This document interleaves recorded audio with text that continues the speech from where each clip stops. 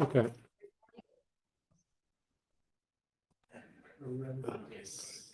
Oh, this guy has to. Okay, so welcome to the module on optimization-based localization and mapping.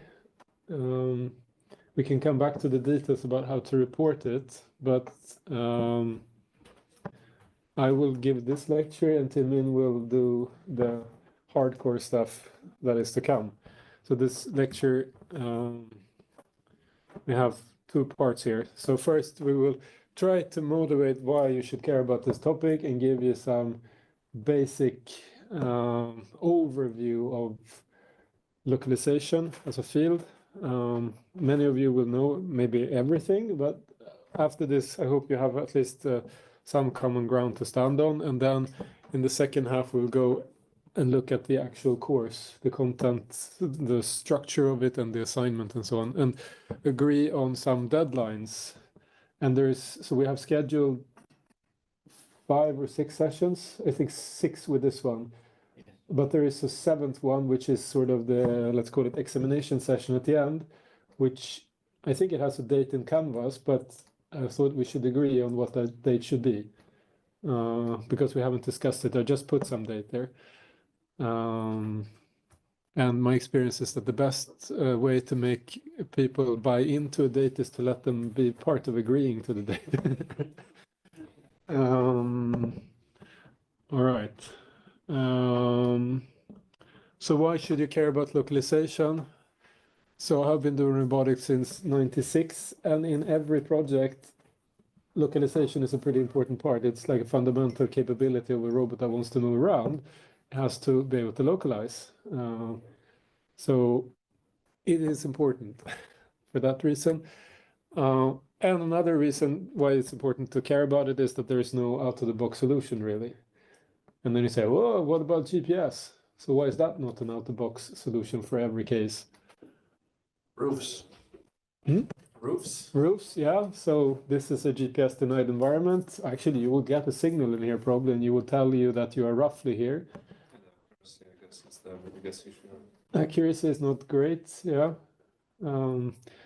So depending on the application, this might not be a solution, but it is an amazing thing that we have available now. GPS, you have it everywhere and you get roughly where you are, but in many applications, it's not enough. And another thing I think is important, maybe we won't touch upon this so much in the course, but I think it's important to know that in the real world, to get a solution that actually works, you will have to cut corners. You will have to use your specific application and build something that works there. And it will probably not work, well, it might work a bit in other areas, but again, there is no, it's very, very hard to build a generic solution that fits everything and works everywhere and always. And this is still the case, even if this has been a field that people have worked on for a very long time. And most people probably think that localization is the sole problem, but I would argue it's not. And here are some other examples of why you should care about localization, because it's something that industry pay you big money to care about. And many of the big companies are interested in it. Can I show up a little bit? Yeah. I'm not showing up, but like explain a little bit. For example, that Grand Challenge thing, they want us to fly a drone without GPS in the ocean. With or without? Without GPS. Do you think? Over oceans. Yeah, in the ocean, the target application is, I guess, something like a terrorist, counter attack. They want to inspect a vessel in the sea, and you don't want them to use GPS jamming to disable your system. And so they pay you $3 million if you can deliver that solution. If I get that capability, I guess it's supposed to be $1 million price solution. It's not $1 million price solution. And So what do you depend on? Basically, depend on like your prediction. I don't know. I mean, in the finalist, I mean, there are some teams from Poland actually. Of course. I don't know. For the subterranean challenge, I get the privilege to be the first order. I have a guy who did this, and they won. So, and the prize is like $3 million. And I also have a colleague who got that hallway talent position. He got 2 ICRA papers on SLAM, and they gave him that position. I mean, it's a little bit simplified, but yeah. But basically, if you cook up 1 or 2 SLAM solutions, you can get that kind of salary in university. The Hill Day challenge is we will see the last slide with this one, but they look into engineers with these particular skills where they need to know how to manipulate camera and LiDAR just to get them XYZ. So it's like 21st century and people still have to worry about this problem. So that's what I mean. It's evergreen, green in this sense, as well as in the urgency or the necessity of the problem. Yeah. How's the market in Sweden then? This seems to be quite international, right? Sorry? These seems to be kind of international things. How is the demand for these kind of things in Sweden? Talk about salary and jobs. Yeah, I mean, anyone that has a mobile robot needs to solve this. So if you talk to Scania, they would have this issue. They depend heavily on GPS and they want to be able to operate in GPS-denied environments. They want to be able to drive in a tunnel autonomously without risking banging into things. I mean, yeah. Again, there is no solution that works in general. So,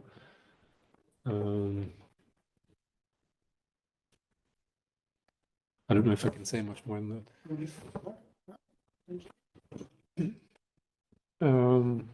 All right, so there are 2 ways that you can look at the course. You could see us doing sensor fusion in the course. That's one take on it, and you could also say that we're doing localization. So localization is the sensor fusion application here, maybe you could say. And then someone will say, what? So this course was going to be about SLAM. And yes, it's going to be about SLAM, but SLAM is just an approach to the localization problem. That's the take we're going to have in the course here. So if you go back 20 years in time, SLAM was assessed based on the map because it didn't really work. So it was enough just to look at the map and you could clearly see that this method is better than the other. Today, things are actually working well enough so that it's not so easy just to look at the map and say this is better than the other. And we have to use other tools for it. But we're not going to care so much about the map. There will be a map in most of the solutions, but we will care more about the trajectory here. So the map is a way to improve accuracy. Yeah, so why do we do sensor fusion? Another, I think, important lesson is that it's very difficult to solve a problem with only one sensor. Tesla is trying, but they also have other sensors. Maybe not as the main sensor, but if you want something to work really robustly, at least for most problems, you need to use multiple sensors. So we need to fuse the information. And the basic idea is to try to exploit the strengths in one sensor and compensate for the weaknesses in that sensor with some other sensor. And together you can get something that is better. And I thought maybe just as a warm-up, you could maybe share with you what you know about sensors already now. So I'm going to pause the recording here and let's take 5 minutes or something and you jot down on these papers here. On the screen.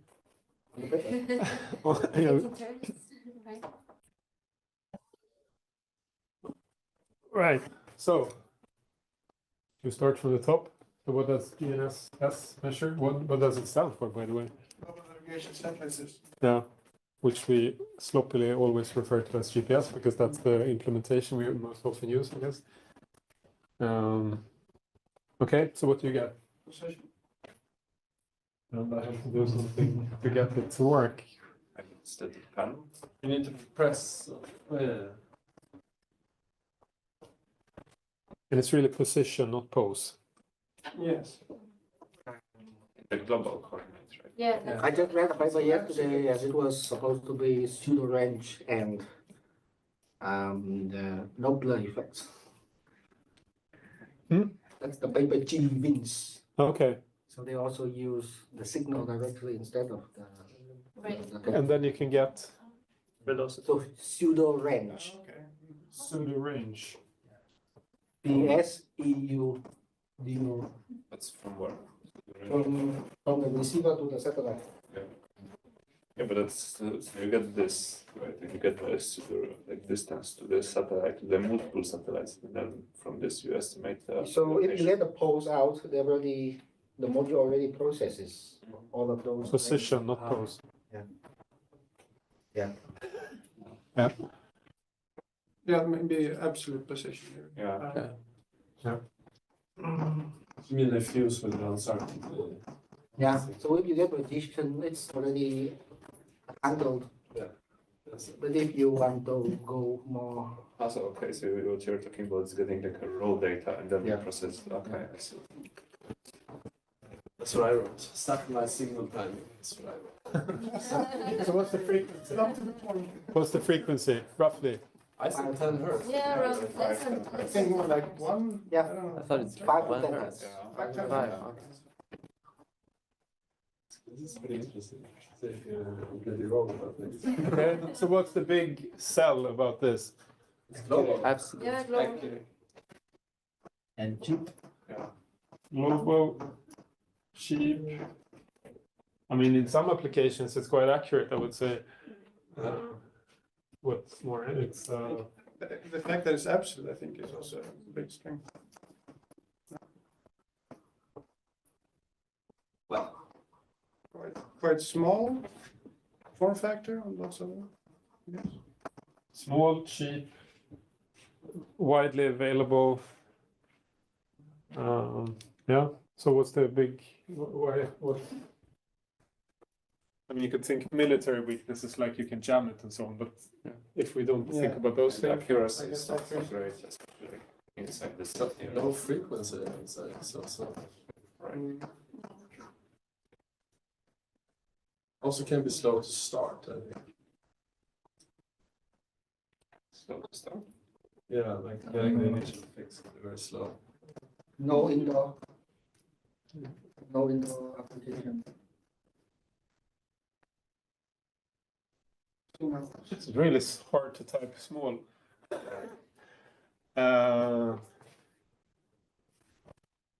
You can change the size of the font, like the width of the. It's like on the iPad. Like zooming in. Yeah, either like zoom in or like make the thickness of the line very. Ah, I right. think there's a smaller. pen icon down there to the left.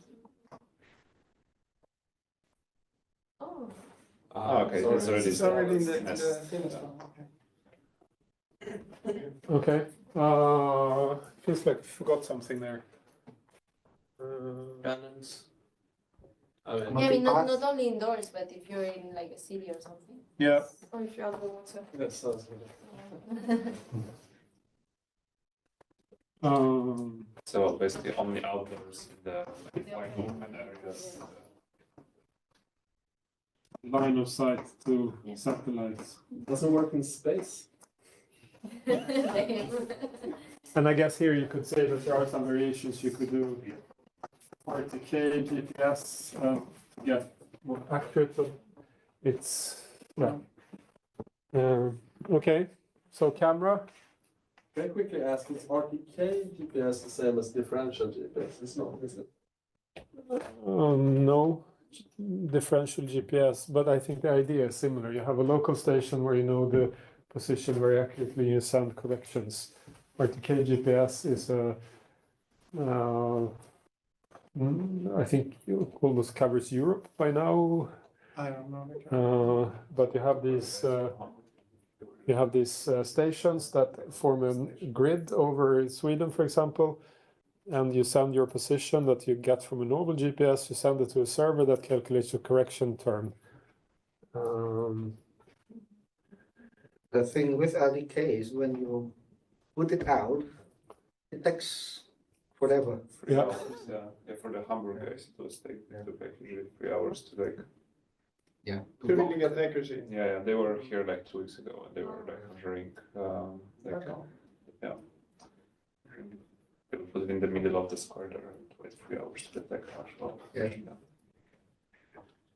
Yeah, so I mean, there is very frequently used in civil engineering applications. You build a road or a bridge or something, and in 3 hours is not so bad. Oh. But I think that it's it's to get the first. I mean, you have drones with RTK, so Yeah. it must be Must be something. it must be something you do to initialize or something that But maybe it's just a matter of accuracy. we should learn more about RTK. I think. So what about cameras? Measures intensity and angles. I get those photos. All right, so we registered, we count photos that came into the pixels. Frequency. 30 hertz. 60. From From 10 to 60, I think the mean is 30. Yeah, more. But you could do kilohertz in principle. Yeah. But, yeah. I Okay. wrote 10 megahertz. A high-speed camera. Event camera, yeah. But I think 10 to 60 or something would be quite normal. And but this is the frame rate. But then of course you have to process this as well. So depending on what you do with the data, the useful output of this might be much lower. So what's the strength? Sheets, yeah. Many applications. Rich information. Look at this.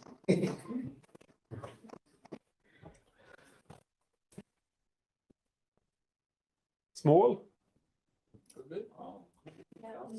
I wrote human-like, which I think is Power, low power, so not Power efficient.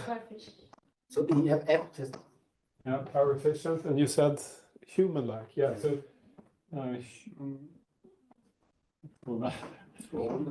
human like. so you can get a lot of information from it. I could measure temperature by looking at your clothes and say, well, look at you, but you're more representative. You have 3 layers. It's probably cold in here.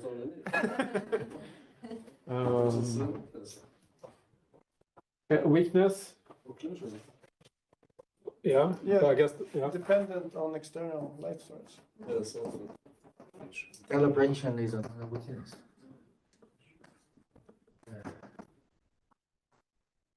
But then you can argue that for everything. Yeah. You can kind of calibrate, right? Compared to like you did it. So you Yeah. know. So I would put passive here as well. For GPS. So it's passive, which is a very good thing in many applications also. Light. Illumination. Yeah. Light condition Yeah.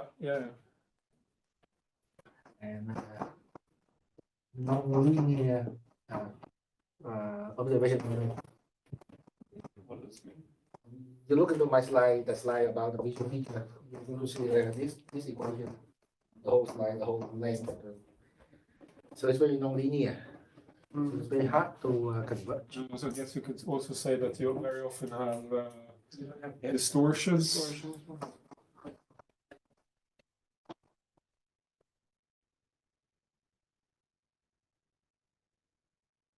Oh, there are a lot of different variations here. You can have, at least what I was thinking about was they could say stereo, for example. RGBD. You could do RGBD. Thermal. IR infrared.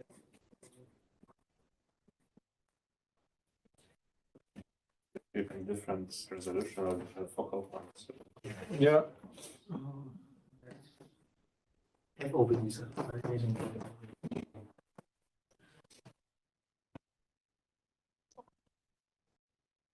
Yeah, so you can have, like this camera is has very large field of view. And then you can have something that is very focused. Small field of view. Okay. LiDAR. Distance. Range. Distance to the opposite. So the raw thing you get out is range. Total travel.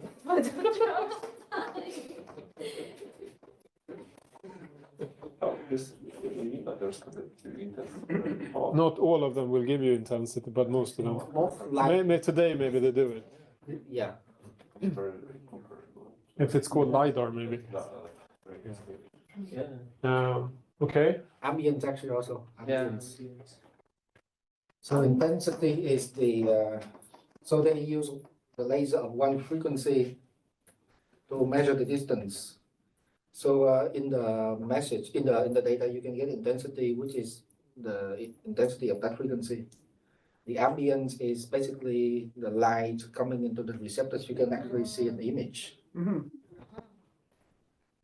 And they can show So it. you can measure that as well. Yeah, so you can ask Ajinka, he has a photo of LiDAR scan spread out into a rectangle form. And it looks It's like from an image. LiDAR. So we Can I see it? Well, isn't that indirect because? This is like grayscale instead of. So this is a LiDAR scan. yes, Oh, that's This is using the ambience then. ambience or intensity. Ambience. But very nice. so we are banking on the thing that it can replace a LiDAR camera with What about the frequency? 10 to 20 hertz. Because you can misuse the sensor. Also,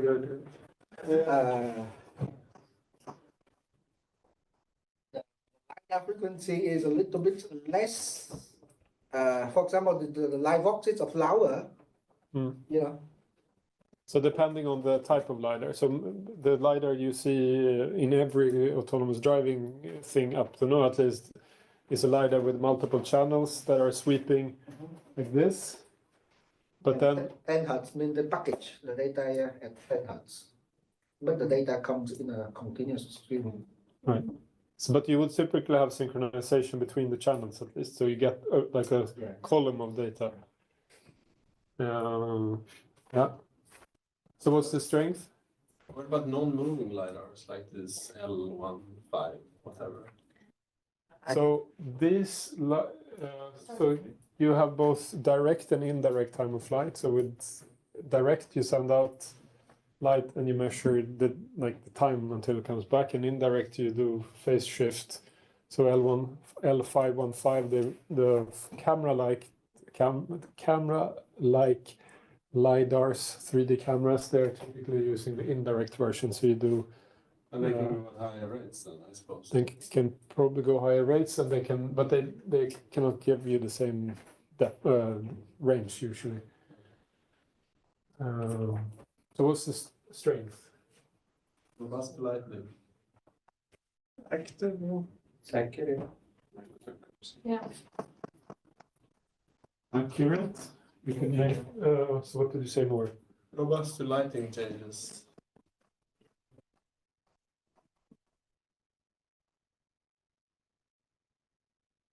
Lighting. Lighting. Lighting. I always forget. Lighting change it. Probably robust to lightning. The light. Simplicity. So it's simple. Yeah. For design Why? or to use? Yeah, To you. exactly. I mean, compared up- to a camera, Right. you don't need to do from very complicated from end to get the feature out. So maybe the Simple big. to use, not simple to make. Yeah, simple to use. So you get, so up until 2010 or something, when the Kinect camera came, everyone was using stereo cameras indoors to get depth. And you would spend an enormous amount of computational resources to get the depth. It didn't work so well. If you didn't have any texture, you didn't get anything. And now all of a sudden you have something that gives you like 640, 480 images with depth. And LiDAR, okay, it's not as dense, but you get the depth directly from the sensor. And very often that's one of the things you want from your sensor, the depth, the distance of things. So I agree. There was something else. I think another good thing, at least if you compare to stereo, for example, you have a completely different error model. You typically don't have like quadratic with distance type error. You have something which is scales linearly with distance. So I guess that maybe could say under accurate here, but so whereas structured light, like if you have not so wide, not so large baseline, and you want to measure something which is say 5 inches away, your arrows would be yay big. Whereas if you have a LiDAR, it will be centimeters or millimeters. And it would be the same if you measure the distance to the end of the corridor. It's 30 meters away, and it would be about the same, whereas the stereo would be now unusable. Weakness. Expensive. Yeah. Well, but like define expensive. Yeah, so this is one of those things I think it's important to come back to. What's the application? You want to build an indoor vacuum cleaner that you want to sell to a customer for 5,000 crowns. You cannot spend 20,000 crowns on a LiDAR. It comes with a strange part where it's getting cheaper. Yeah, it's getting cheaper. And I guess that's one of the big questions. When will it, I mean, how cheap will it get? There's a bit less talk about these solid state LiDARs with less field of view. We still have mostly moving part type LiDARs. I don't know. I don't know so much about the solid state ones, but there was a big fuss about them 5 years ago or something. Reflections can be another. I guess they're more power hungry. I don't know how power hungry they are, but in the past they were quite power hungry at least. Heavy. Bulky.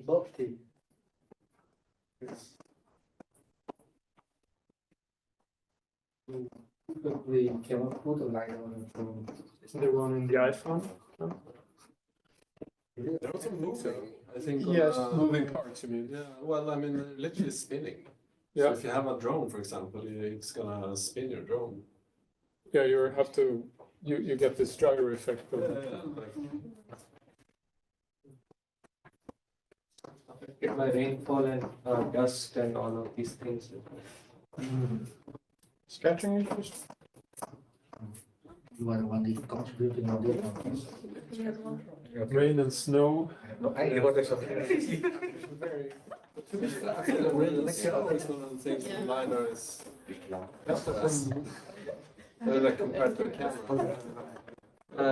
I mean, I don't know how you compare, but yeah, like if you project a beam and there are lots of droplets, your return can be noisier. Yeah. Yeah, but I mean, with the camera, it drops. But that would be one of the use cases for radar, for example. Radar. Variation, I guess here variations would be, you have everything from like single beam to, you have some of them spinning like this, some of them having patterns like I this. have no idea how to call it. Yeah. Different rotational patterns. Yeah. So I mean the most recent one we bought for the drone is spinning, Then another flower. and it's I mean, the main two categories is like the passive and active. Shooting light is what you said, indirect. but both of them are shooting light. Right. But one is spinning and the other one isn't. Yeah. Scanning modes. Huh? Scanning modes. Scanning. A scanning pattern. Pattern, maybe. So the idea with this, the thing that spins like this, is that if you have a drone looking down, you don't really care about what's going up in the sky. You want to see what's down there. So let's spend let's measure down. Okay, sonar. Here, I guess you could have a lecture for 2 hours about different things about sonar. What would you say? What do we? There, you could measure many different things here, I guess. Here it is. Range. I guess you measure in return intensity and then And the you range. choose range from it. I wrote I mean, some. yeah, the computer range from time. Time of flight, it's Echo, I guess. Yeah. Yeah. And Intensity. intensity. yeah. You get the angle out of it. Depends on the sonars. Like some sonars you can get the angle. Like some sonars you have like a lot, like 50-degree ambiguity, so then you don't know the angle. But do you have the one with the angles? I'm not using that.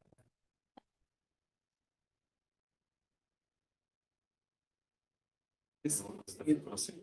Yeah.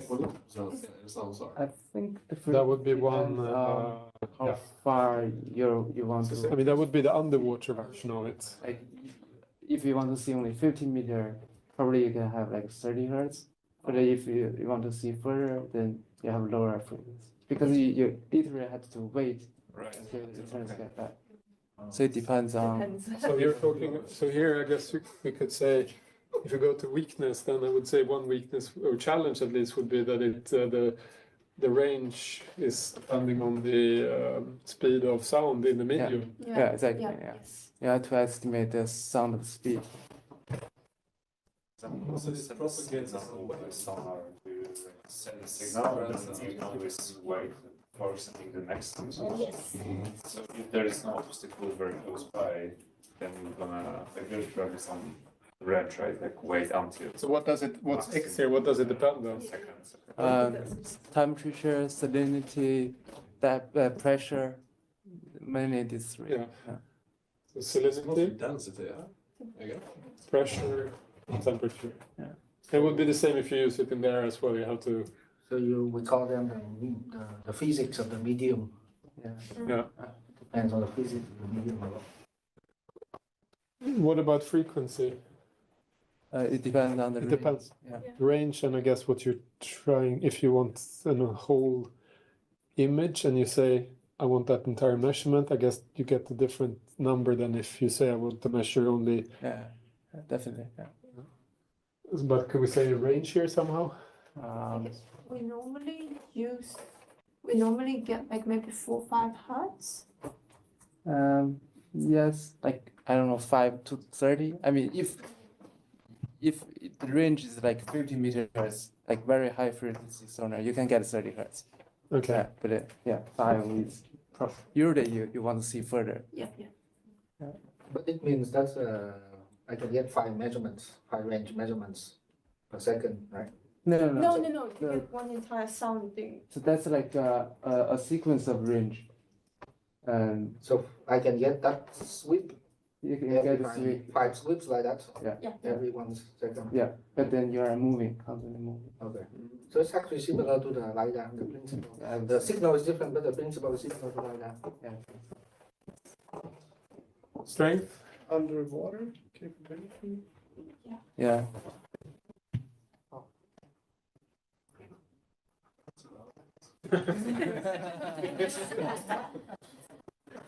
How about the price? What about LiDAR underwater? Can't see anything. But The attenuation is enormous for light, so you Yeah. can see. I mean, it works yeah. over meters. but I think you can see up close like to 5 meters with LiDAR, right? Yeah. Yeah, but for many of the applications, 5 meter is nothing. Nothing. What about camera there? Yes. 5-10 meters as Yeah, well. something like that. Depending on where you are, I guess. If you're in Stockholm, it's like half a meter. Yeah. So depending on if the water is clear. Yeah, and if you have an external light source. Yeah. Okay, this is the deeper you go basically. Yeah, but usually you can have like a Yeah. Stupid question, does radio signal also have attenuation? Yeah, you Yeah, do have, she but does not lots of as work. much as. No GPS. Because we have sonar modems talk to each other. If you think about it, right, you have some like buoys, and then you communicate with these buoys instead of the GPS, right? Yeah, you can do that. Yes. And here we could write a thesis. Just write this. But what would so is side scan sonar? Is that one? Yeah. I heard this also. Like imaging sonar, like side scan, or this multi-beam Yeah. that you can directly get from cloud. Exactly. Multi-beam sonar. And there's also single beam sonar, which is multi-beam, but you just get one single beam. What is the error typically over 50 meters? How noisy is the depth of point count? It depends. I mean, it first of all depends on how well your sound velocity profile and stuff are as well. Yeah, but if And you then, have a pretty good sound velocity profile, I think the range is very accurate. If your sound velocity profile is accurate, but the problem is noisy, and you got stuff in the water, you got Yeah. fish. So what about accelerometer? Acceleration in X. What accelerator? In X. Linear acceleration. That's super similar. Wow, that's difficult to read. Yeah. Is it limerick? Limerick. Can we, What's an I? Lawrence. can you No, notice? it's not easy to write. It actually measures this thing. Acceleration with gravity in body frame. Yeah. This is the measurement, right? This is the measurement. It actually measures this thing. So don't say just linear acceleration, but it's coupled with this Lee thing. Okay. What is R? Rotation, orientation. We can say 100? 200. 100 to 400 Kilohertz. 100 to 1000 is typical. Yeah. I think 400, 500 is The one you have on the 400. it's 400. Yeah. Strength, Fast. Very small. Good for measuring acceleration. short-term dead reckoning. Huh? Short-term dead reckoning. You can do good dead reckoning up to 1 second or something like that. It's cheap. And that's which one more accurate. Wow, you can do it for a long Can time. be with cheap. record, actually. 100. That's 200. That's a lot. Cost like $50. It's cheap. There are 400. It's like $2,000. Yeah, that's all. Isn't it also, it's cheap, it's small, very it's useful. doesn't draw much power, it's you cannot really jam it. Except the measurement, the rest I think are the same. Frequency, strength, witness variations are the same with the gyro. But this short term, you said like a second. But if you have bigger, more expensive ones, they can go for a long time, right? Yes. Can be quite accurate. Yeah. Like if you have an airplane with a big Yeah. inertial navigation system, it can Yeah, I have a slide. Cheap, small, power. Okay, so the weakness is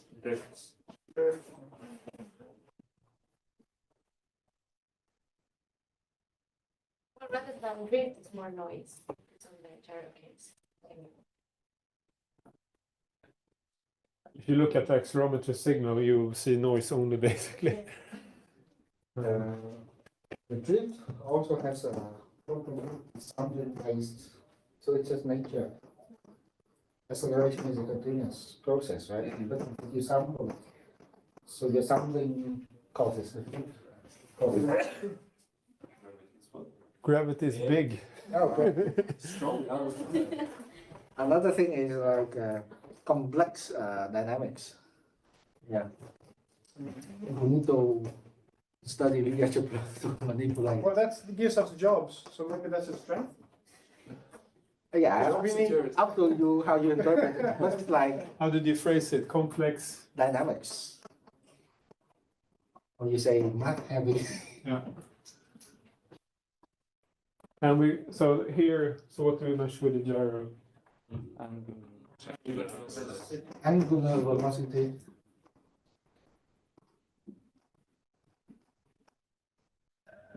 Speed is the, I think that doesn't actually. because we have the direction and the, it's velocity. It's right. Omega dot. Yeah. The omega. And then it's the same, more or less. Yeah. So Okay. variations we have 3DOF, 6DOF, 9DOF, and HRS, those kind of things. Yeah. Well, that would like how you bundle it, basically. Yes, yes. So you DOF is gyro, 6 DOF is gyro with accelerometer. 9 DOF means they put a magnetometer inside. They put what?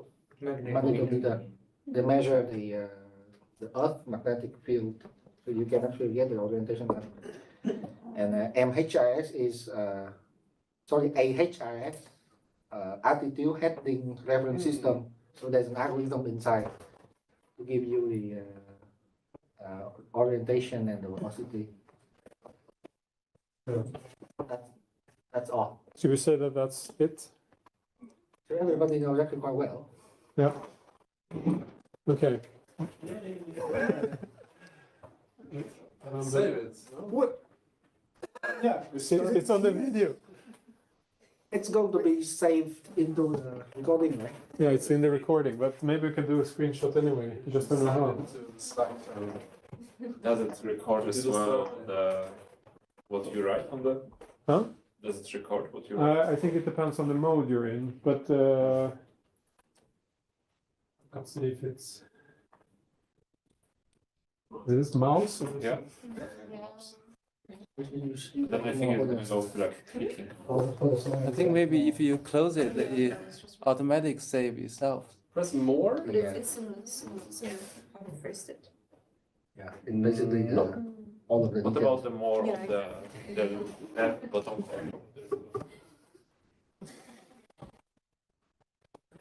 Okay. Has anybody been watching the camera out there? It's moving strange things.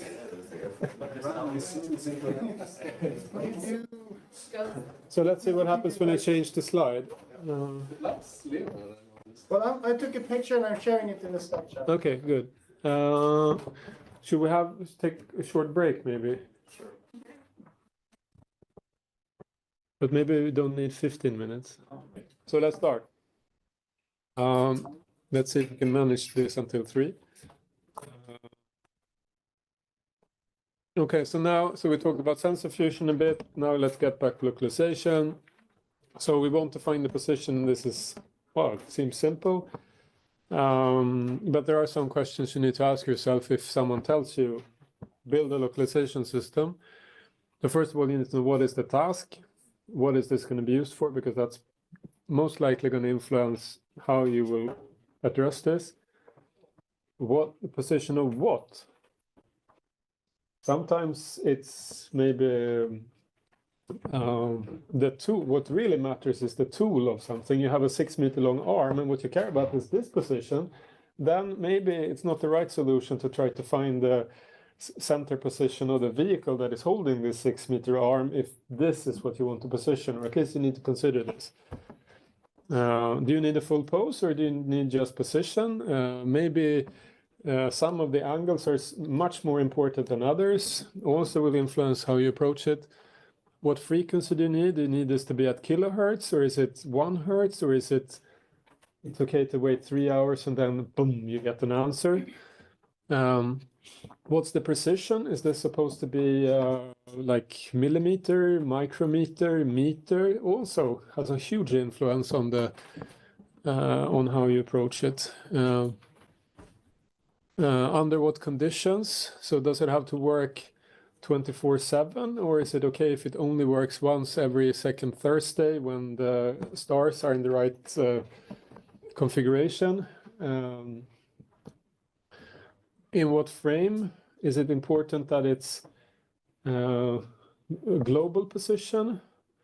Should it be the position relative to some building frame, or is it what you really care about in this task might be the relative position between things on the floor? Like I built this floor marking robot, and no one really cared about the global position of those marks on the floor wasn't really important. It was this line should be 5 meters exactly. And if you can accomplish this somehow in some other way than knowing the exact global position, then it would be an okay solution as well. And then maybe does it have to be all in one system, or could you maybe come up with a system that does rough positioning of the robot itself so that it gets like a meter accuracy? And then if what we want to do is to do recharging and we have to attach ourselves to a recharging station and you have to be millimeter accurate there, well, maybe it's enough to be millimeter accurate in front of the recharging station and you don't have to have that all over the world. So those are some questions you should ask yourself in a practical application. Okay, so if you start from the beginning, then we already mentioned dead reckoning when we talked about sensors. So here we use relative measurements and we try to estimate how the robot is moving. In the case of the accelerometer, we use accelerations and we integrate that twice to get change in position. And this was something that was used a lot on ships. And maybe we could share that video you had. They were yeah, it's to the right on this slide, but we don't see it here. So they talked about how like the British actually conquered the world by being very, very good at navigating and finding their position. And I mean, when before GPS and you were sailing, you basically set off from the main coast of Sweden and you wanted to go to Gotland. You better be looking at your compass and keeping your bearing when you were sailing, because otherwise you might miss Gotland. There was no, I mean, you saw nothing. There was nothing you could really use there when you positioned yourself. So that would be a good example of dead reckoning, I think. You use your speed and your and your bearing, and you can estimate roughly where you are. And then when you come to the other side, then you start looking for lighthouses, and then you look at the patterns of the flashing of the lighthouse to be able to say, okay, this is Visby. We're now we missed it by a few kilometers, but if we turn a bit starboard, we'll be fine. Okay, and in the beginning of robotics, most of the robots were on wheels, and then a very simple way to get odometry was to put encoders on the wheels. And you can do this on a car as well. And I guess this information is something that would be on the CAN bus, that you could get encoder readings, at least if it's a fancier vehicle. So if you take those encoder readings, you have the kinematic model of the robot, and you can calculate how we have been moving. But there are systematic and there are non-systematic errors, and we will get unbounded drift if we do this. Here's a old example from my thesis back in the day. So on the left, you see the building we were sitting in at the time. This is in Liljanskogen. So it was basically a horseshoe. If you take your odometer from the vehicle and you integrate that, it might look something like the thing you have on the right there. If you compensate for the systematic errors, then it would be enormously much better. The problem is that the next day the systematic errors might have changed, so there will always be drift. You can calibrate it and get it to be really, really, really good, but there will always be some errors. So what would be an example of a systematic error? Slip. That I would say is non-systematic. So it's something it's very hard to predict and very hard to calibrate for. Initial scale error or something? Yeah. So what would that be? Size of the wheel? Or? Size of the wheel. Maybe the pressure of the tires change, and now the radius is different, and the robot will not move. Like the same number of rotations would not give you the same distance.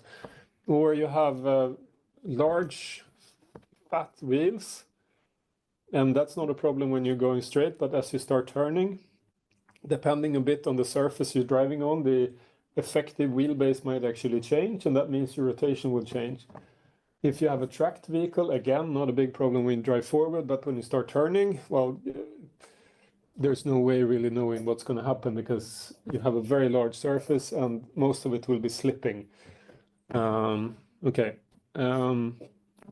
Then people actually a very long time ago thought that why not use images and try to calculate how we're moving. Basic idea is you take two frames and you calculate the transformation between them. Now we have another way of measuring the relative displacement, and you can integrate this as well. And this was, I mean, Moravec, for example, that most people maybe know as the guy who did occupancy grids.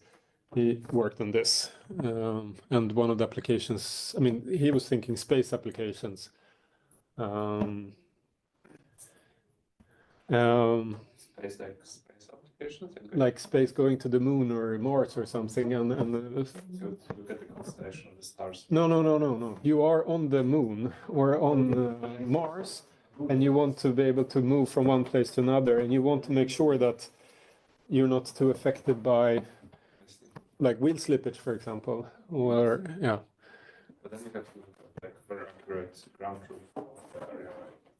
No, No, you just compare frames from Just the camera. okay.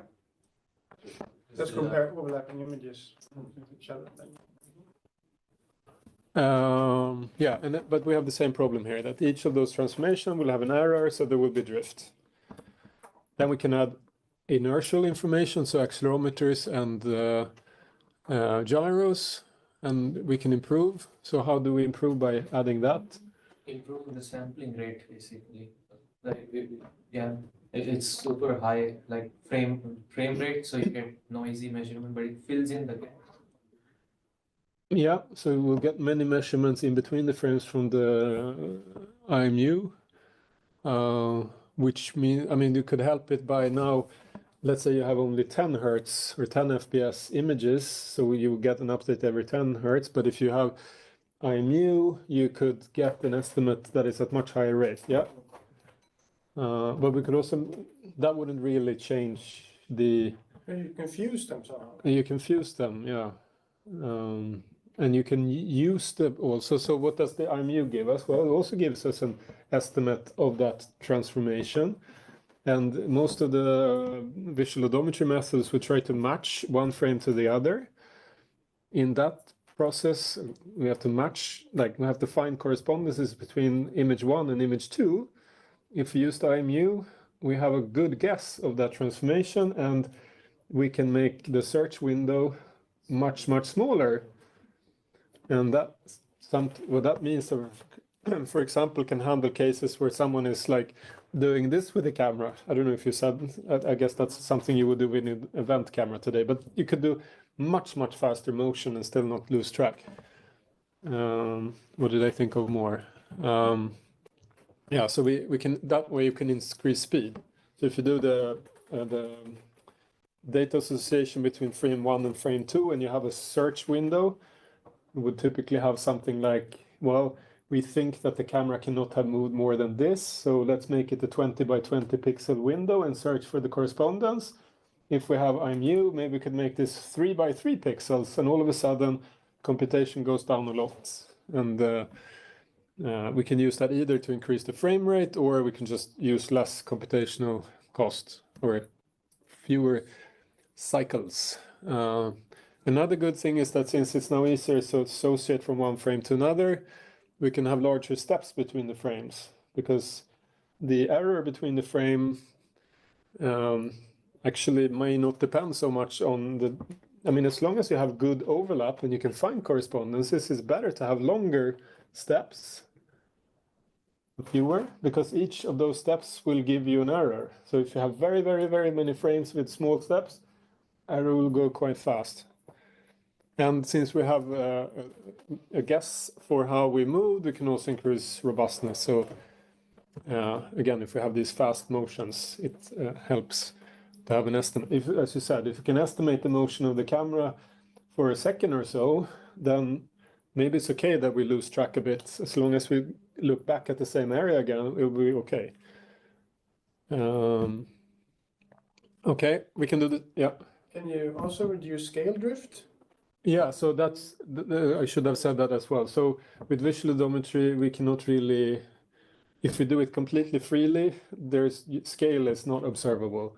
If you have the IMU, you can also get scale from it.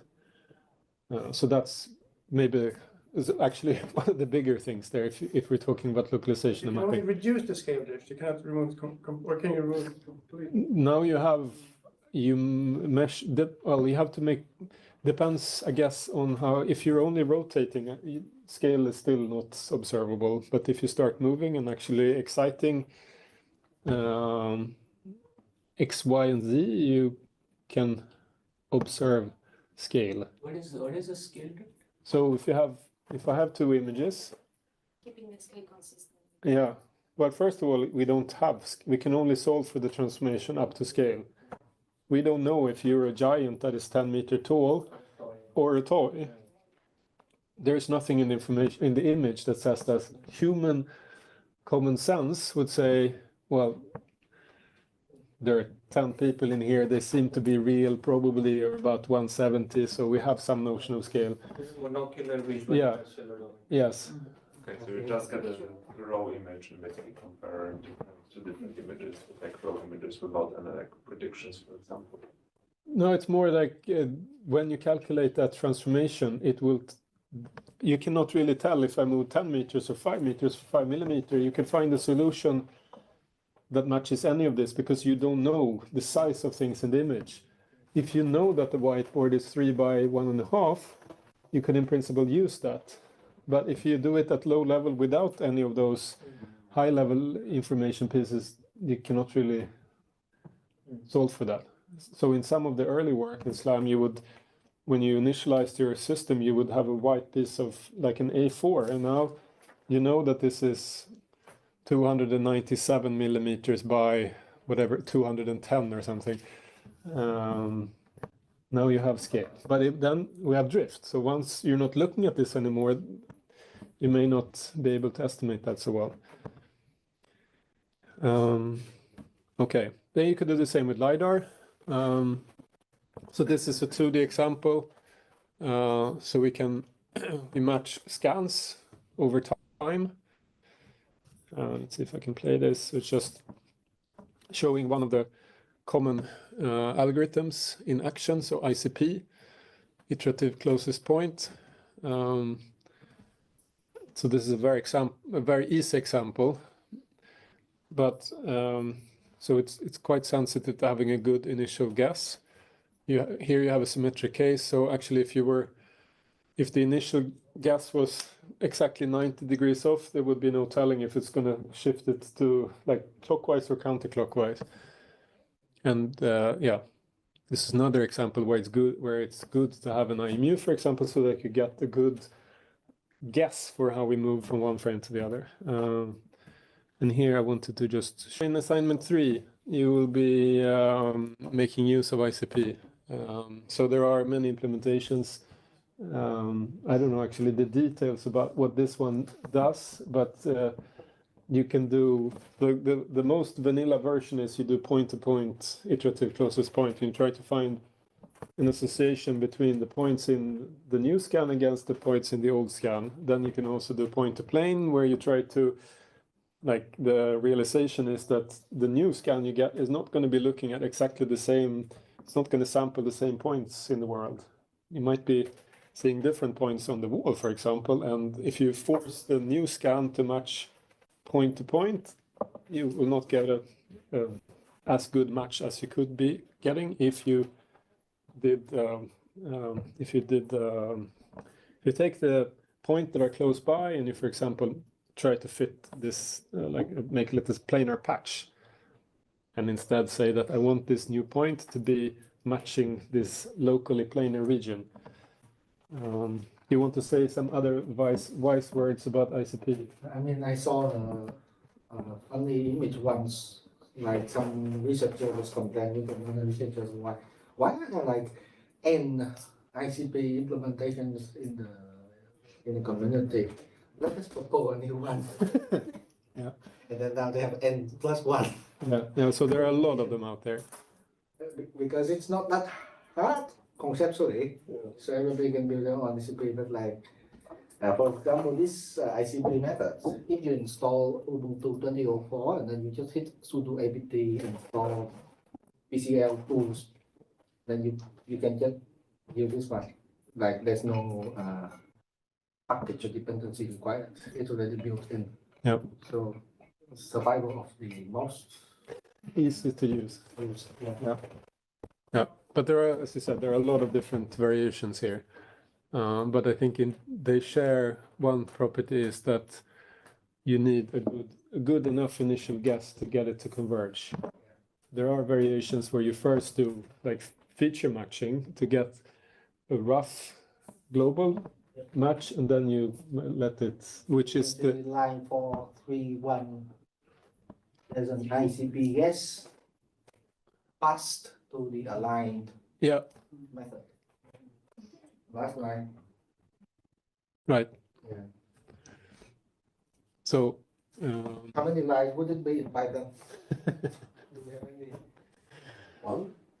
That's what you're going to At least three. You still need to declare the input, the reference client. Oh, you mean the whole selected text? Yeah. Or? About the same. okay, let's leave the discussion about Python versus C++. Okay, so some insights here. So if you have high frequency data, it helps the data association. So why does it do that? Either LiDAR or camera. Small changes. Small changes. We capture the world, and then we take another frame 1 millisecond later.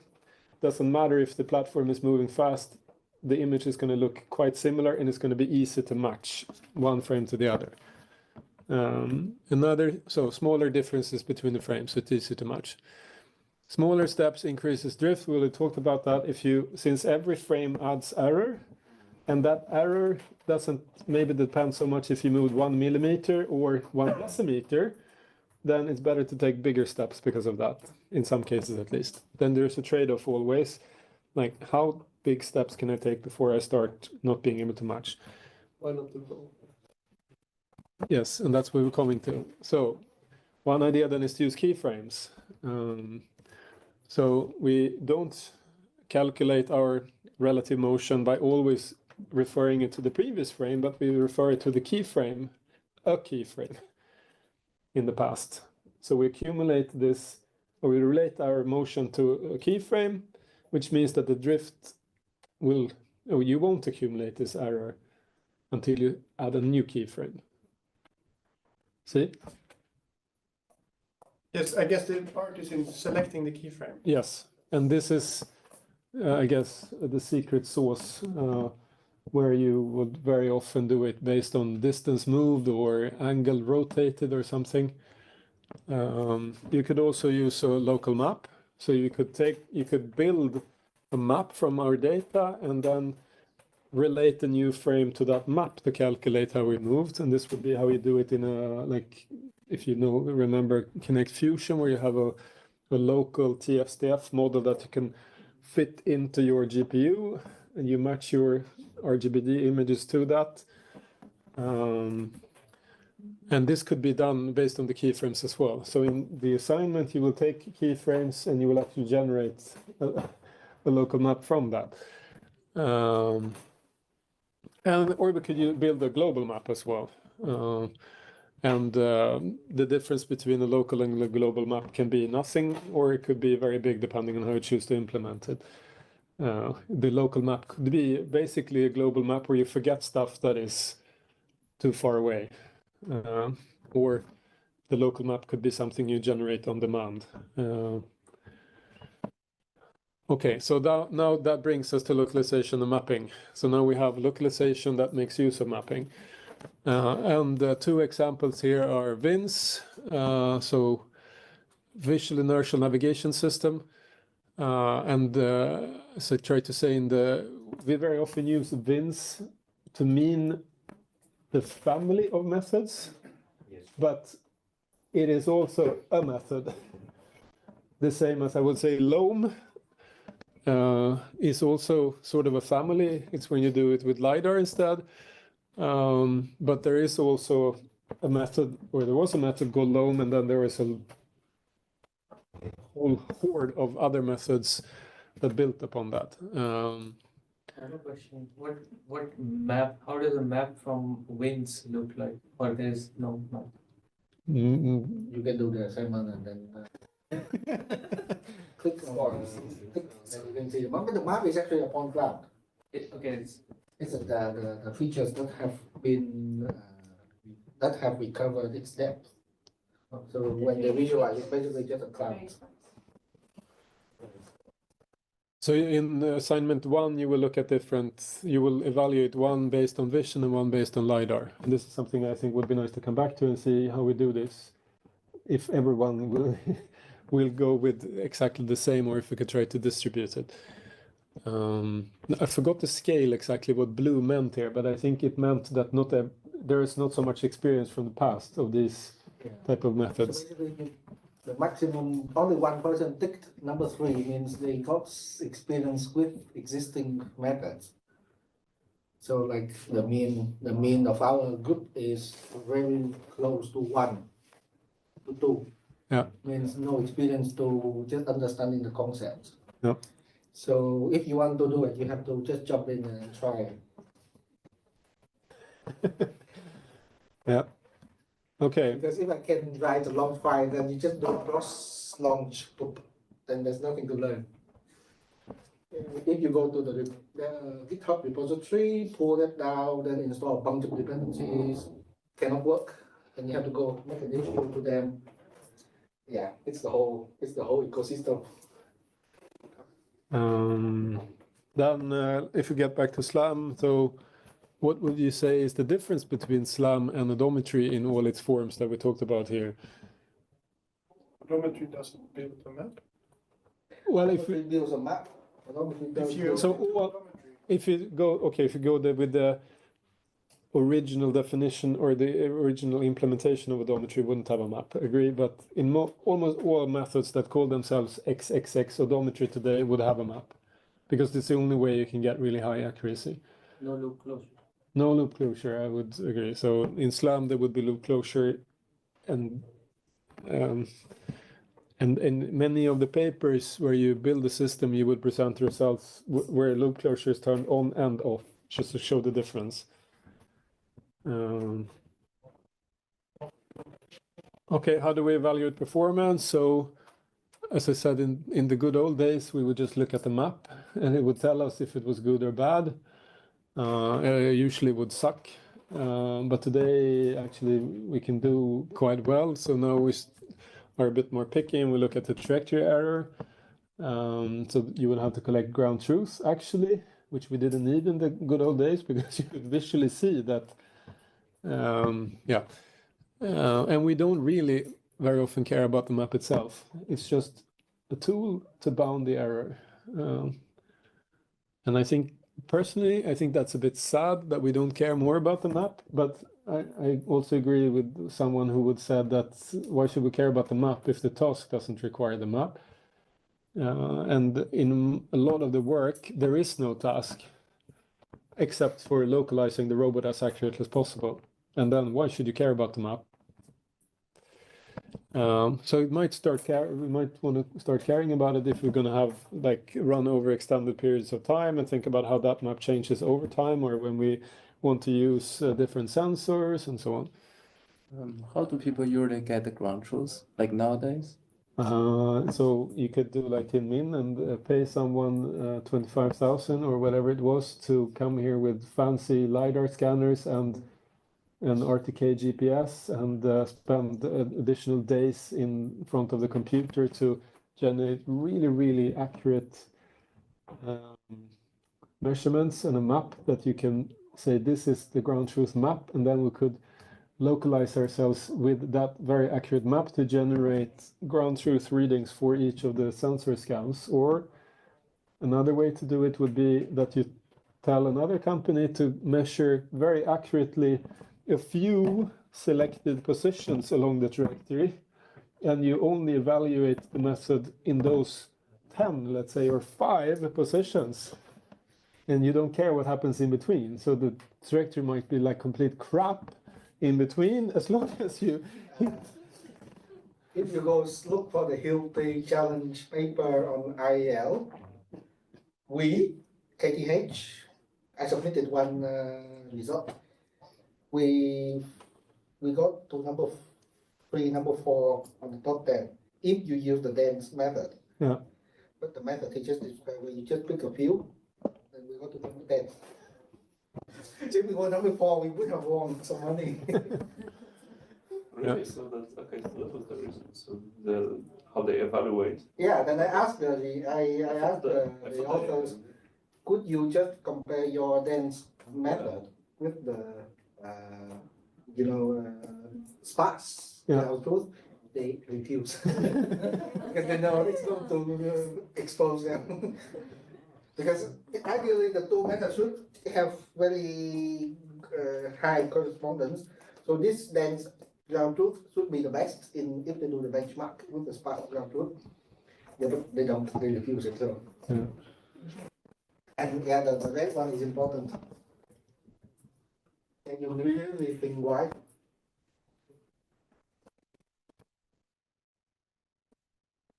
Well, false loop closures, or No, you can do correct loop closure, but you still screwed up. So like if your trajectory is like this, Maybe you could draw on this one.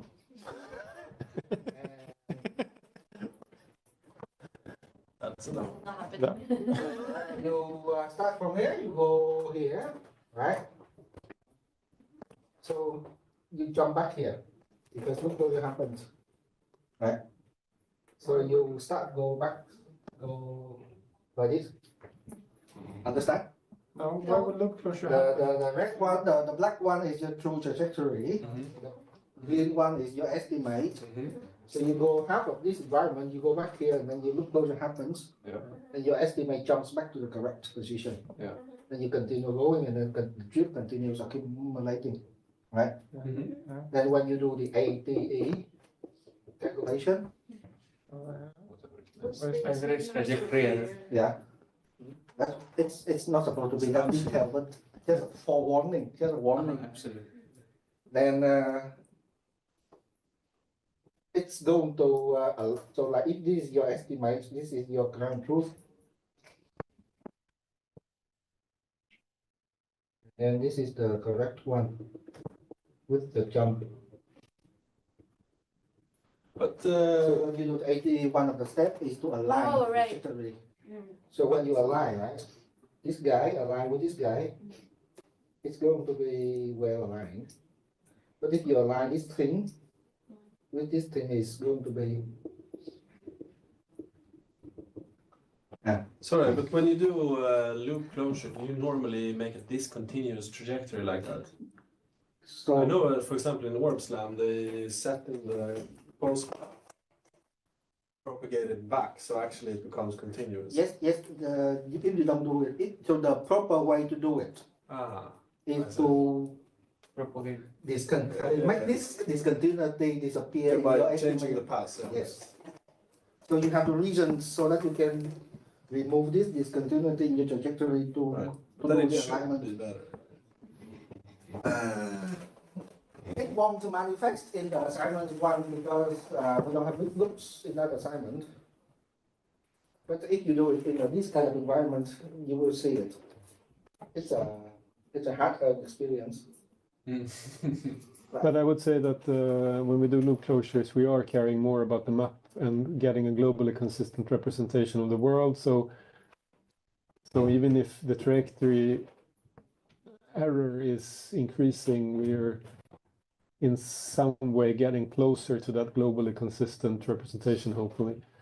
And I think that's why the trajectory error is a bit, I mean, it's good because it's very clear, but it's only one dimension of assessing things. So I think in session number 5, we can talk more detail about this. Yeah. What I usually propose is to do a so-called key frame reference smooth trajectory. Let go to. I was gonna say, I think maybe this is related to that. Because I computed the ATE and it seems not a representative. I think it's actually quite, the most representative actually. Because I had one of the runs, it's a terrible estimate, Uh-huh. and the ATE seems not so bad. Because I think on average, because in that particular run, it's moving around the same central point, and so the average is not super bad. That's why we have to go dataset, multiple dataset to experience all the scenarios. But my thinking was, why don't you look at the area between the two curves? Why would you look at only like sort of discrete points like ATE does? So in ATE, No, you ATE take the doesn't error. Again, look at the whole picture. It's just up to you how you do this. You sample your. I mean, it's a sum, it's not an integral, that's what I mean. Sum and integral are more or less the same, except that you. If you have infinitely many points, yes, but you don't, and that's my point.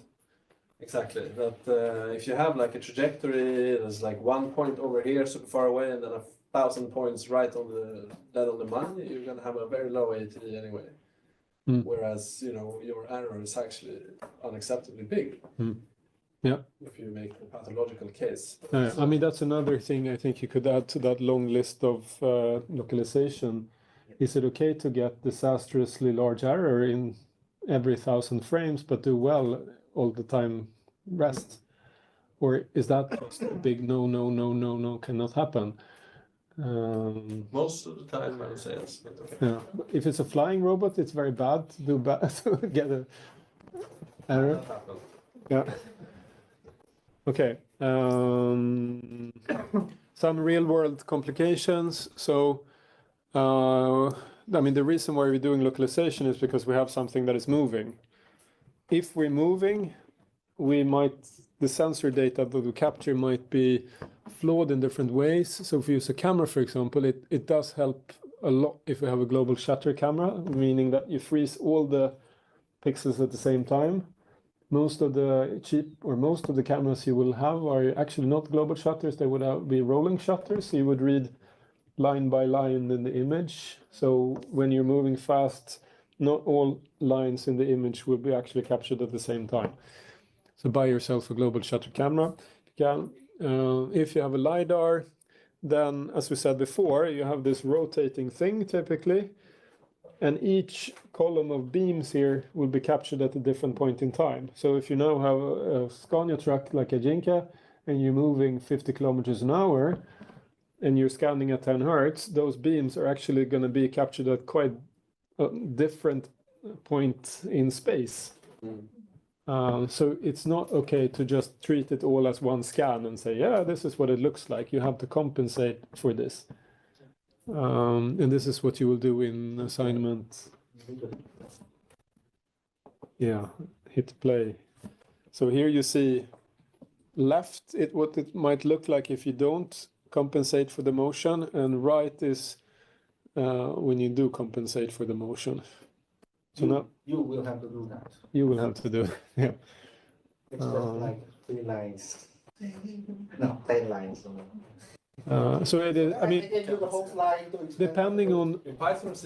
depending on what the application is, this may be super important or not so important. If we're doing obstacle avoidance and we want to avoid running into stuff, well, probably not so important. If we want to build an insanely accurate map or keep our drift very low, yes, very important. I think that is because you put that mapping for the forest into the survey, right? Sorry, In the survey for the cost, you mentioned you want to build a map using LiDAR and for GPS. Right? well, no, I don't really build the map. I use an a priori map. So this is like to, for that kind But I don't use LiDAR, I use motion stereo. okay. So it's still like depth information. Yeah. Okay, another real world complication is data association. We already talked about that. We need to match parts of the image to the same part in the next frame. If you don't do that, then whatever framework you're using will probably have a line saying track lost or something. And you want to do this also in loop closure. So we want to be able to tell that now we're back to a place we've been to before, and this may not be now that we're 1 decimeter apart. We might be sort of in the same area, but looking 90 degrees in a different angle or something, and it would be nice to be able to say that we're back. So how can we, like if we just match image to image, then you would have a very large search space if we have to match to every frame in the past. So how can we reduce that search space? Take closest ones. So. Closest in what sense? Distance. Distance, yeah. So we have estimated in the past our trajectory. So we can store the location of those frames, and now we can go back and actually look for the ones that are spatially the closest ones. Which assumes that we have some notion of how large search space we should look at. So it does matter if we have a loop that is 10 by 10 meter or 100 by 100 kilometers. Huh? Right, and also I guess it matters also if you come back to the same point in the opposite direction. Yeah, so if you have a 360 LiDAR, doesn't matter so much. If you have a small field of view camera, probably not going to match. And this is what you will do in assignment 3. And now the whole course was called Optimization-based methods. So if you had worked in the computer vision community, you would have been doing this for a long time, and you would have not said that you do SLAM, you would have said that you do structure for motion. So it's very related to SLAM, but at least in the original formulation of SFM, the problem would be you have an unordered set of images captured. Maybe like one of the classical examples is you go into Google and you say, give me images of Colosseum in Rome. You pull out 10,000 of them, and then your task is, let's reconstruct Colosseum from these images. So you don't know, like, where are they taken, and you don't know in which order, and you have to sort out all of that. Solve for both where the camera were and what the model looks like. And yeah, very hard problem. So SLAM is simpler than that because we know, or localization is simpler, VO is simpler because we know the order of the frames. We have an idea of how we moved. Either we can just measure the time and say it's 100 millisecond. This platform cannot move faster than this. It cannot accelerate more than this. So this is like how much we could have changed position. And in robotics, yeah, we usually assume that, as we said. And the focus is not so much in order to be able to solve it at all, but rather on real-time performance. We have a robot, and if we I mean, a localization system in most applications, at least, is not going to be offline and someone gives you a bag file and says, where was the robot? It's going to be, the robot is actually out there and it needs the position now because it's going to use it to control or something. And then we might evaluate the trajectory error, and we might evaluate the robustness of it. For example, can we do this in different weather conditions? How much dynamics can we handle, and so on? And when we talk optimization-based, one of the key concepts here would be a post graph. So we're building a graph. So it could be that the keyframes are those positions, the nodes in the graph, and the edges would be our, could be odometry information, and you have the observations, like the transformations between that ICP has calculated between different scans, for example. And we want to optimize that graph, either globally or locally, because we're trying to make the drift small. And here is I call it conceptual pipeline. But when you talk about optimization-based methods, you will very often hear the words front end and back end. And we had a discussion, and I guess we both agree that it's very difficult to know where to. Some components are clear where they are, like feature extraction would clearly be in the front end. But then I think some of the other ones are a bit less clear. So the global optimization would also be clearly in the back end, but then it's a bit floating in between there. And here is a more realistic pipeline. Yeah, I don't know actually how to draw, because if you go back to the other slide, previous slide, it says the maximum a priori estimation is at the back end. So if we go to our diagram, only number 4 is the back end. Yeah.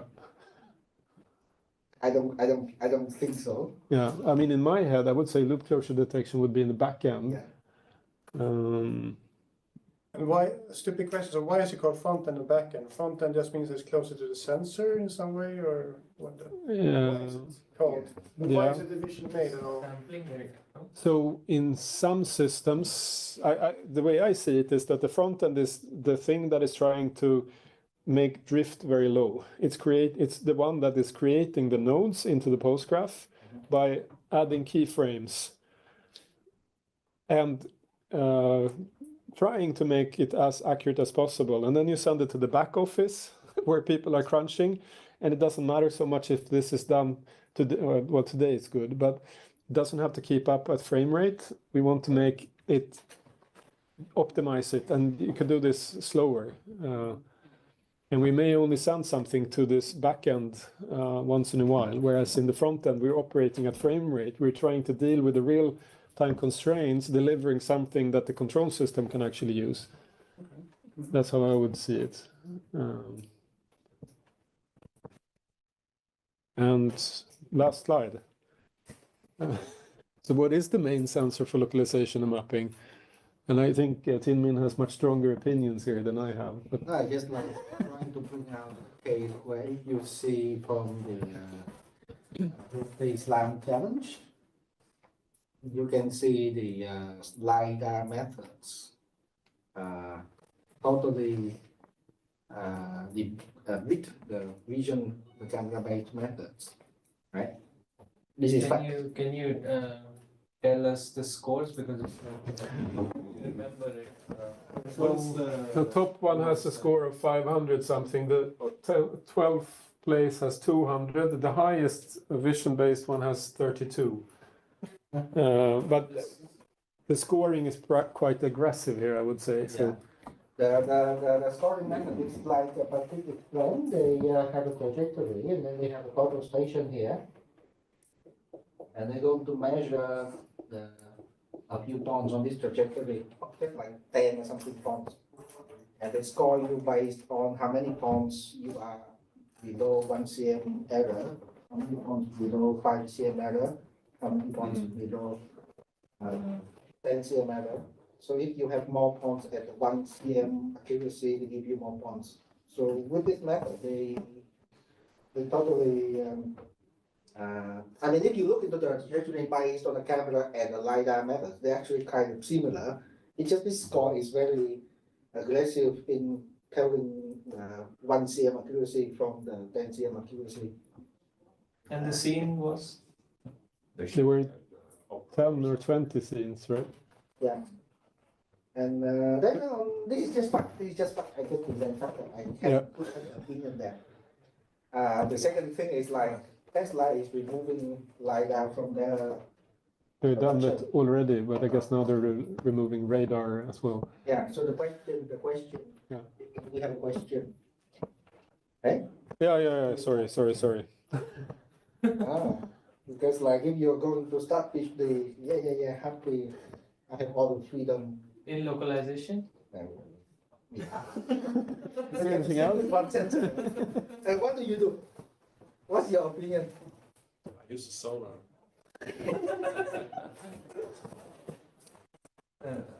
Yeah. I just want to know what's your opinion? So that people talk about it, please. We had a bit of a discussion why- at lunch actually, but I would repeat what I said then. I think LiDARs are, for Tesla, it doesn't. We cannot have the same reasons as Tesla. They're making a product, and I think LiDAR is too good to give up. In many ways. Well, I would like to know the answer to the question, why does Tesla, why do they remove? So complexity Okay. and the supply chain. So it's very difficult. They don't control the whole supply chain, and that means that a supplier of the LiDAR may change the specification of it. And the processing of the LiDAR data is very dependent on the property of the LiDAR. So maybe all of a sudden their algorithms don't work anymore or in the same way. Whereas their argument would be that the camera is more stable technology, or maybe it doesn't depend as much on changing the supplier of the sensor chip. But they also said their models are so well trained that if they try to add like some corrections from the LiDAR or from the radar, it actually decreases the accuracy of the whole predictions, all the predictions.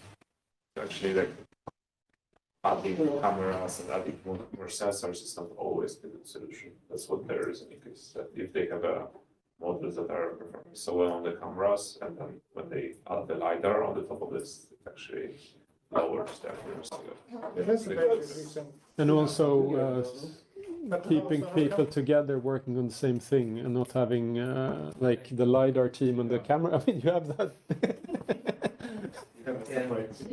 Yeah. They looked at Scania and they were like, So which one is going to fire? They're going to fire. Also, I heard that They should like the LiDAR, you have to change it every 2 years, otherwise the cognitive data decrease.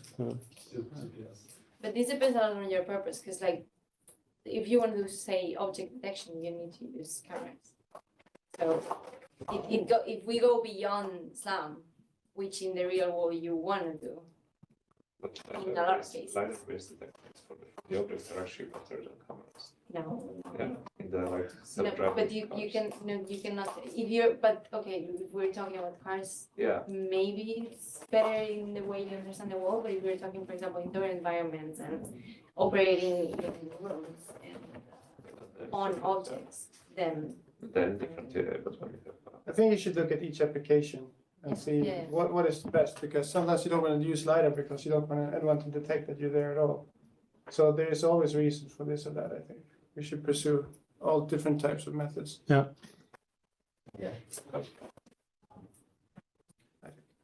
Okay. but I just want to say, I don't think you should take a hardline stance either way. I think Agreed. Should we? So I think that was the last slide.